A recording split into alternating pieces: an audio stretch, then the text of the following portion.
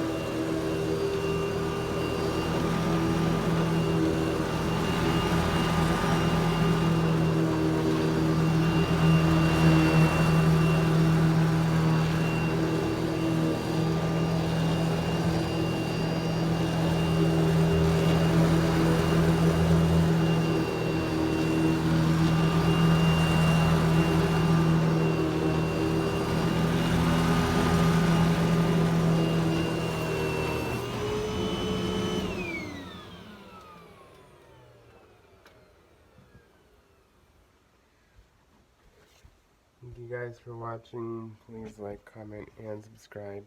And stay tuned for more videos.